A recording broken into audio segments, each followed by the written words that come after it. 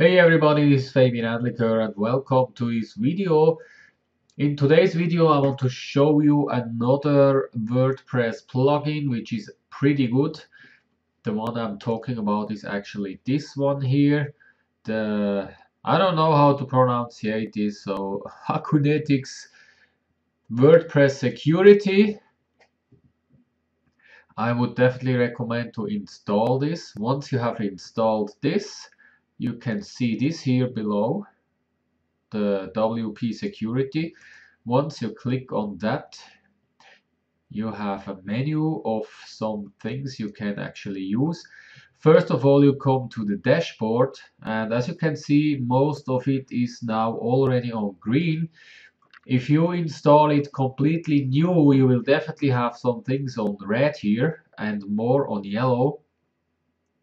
What you can do then is you click here on the plus sign, and then you get more information about the problem that is described.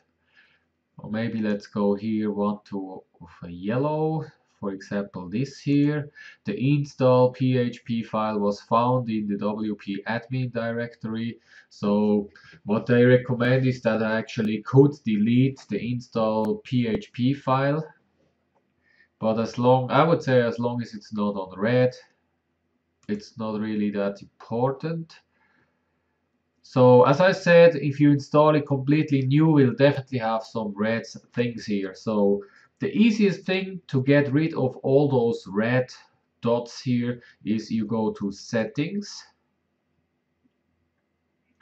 and then what you can do is you just go through all the points here and decide if you want to use it or not. I actually almost have checked all of them. So what you can do is, for the beginning, you just check all of them, update settings, and then in the background, the plugin will immediately do some changes on your WordPress blog. And if you then go back to the dashboard, some of the red dots and some of the yellow dots would be already on green. So that's actually the fastest thing to do some security stuff on it. Then the next one you can do is you go to database. And one thing is that normally all your databases actually start with the WP underline and then the name of the table. And what they say in the tool is because all of the tables start with WP, it's kind of dangerous because hackers all know the prefix of the table, so they can actually use it.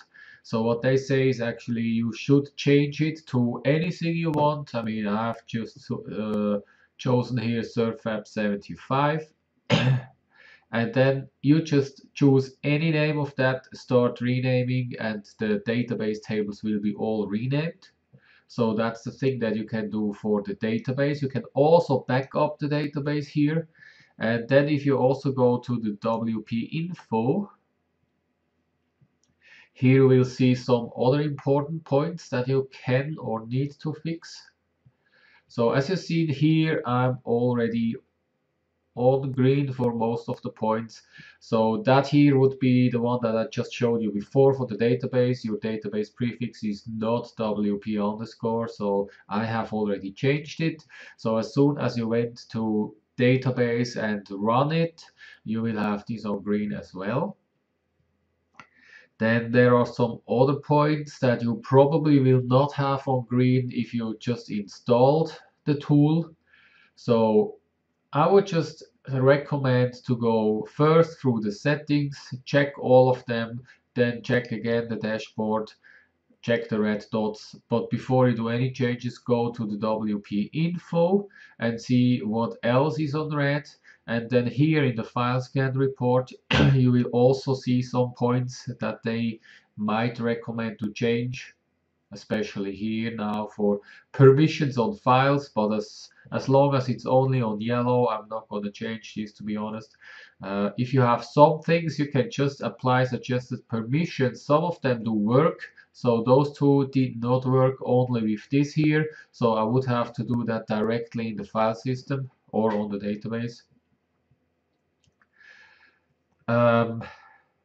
Yeah, that's actually what I just wanted to show you. I mean, I don't use the file scan, I know live traffic. Here you can just read a blog about the tool itself, and with the about you see the version and everything.